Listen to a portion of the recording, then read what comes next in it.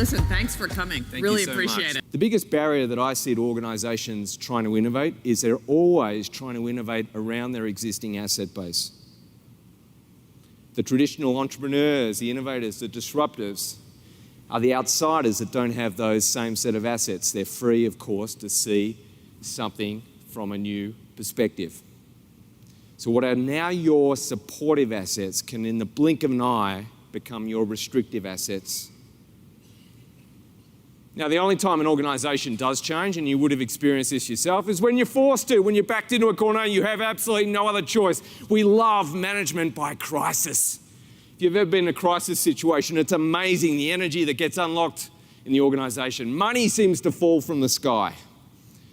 People and resources seem to open up. People that were too busy focused on what they were doing before to work on your project or initiative, all of a sudden they're available to respond to this competitive threat. And he said, you know what, we knew we had to change. We had big conferences like this talking about change. We had consultants coming in to tell us we had to change. Even our customers were asking for change.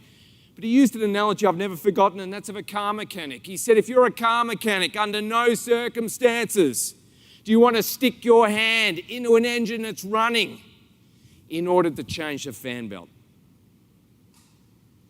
Now, of course, the metaphor is the engine that's running is your current business model. It's your value proposition. It's your current customer segments. It's the channels you use to reach them. It's the relationship you have with your customers. It's the key activities that you do as a business to deliver that value. It's the key resources you have at your disposal. It's the key partners and suppliers in your network. It's the cost structure. It's the revenue model. All these things are your existing engine that you've got to keep running. The fan belt is your mental model.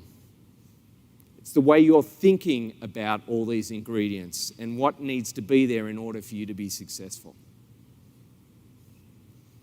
Every organisation needs a portfolio of unconventional strategy options to balance out their portfolio of incremental strategy options.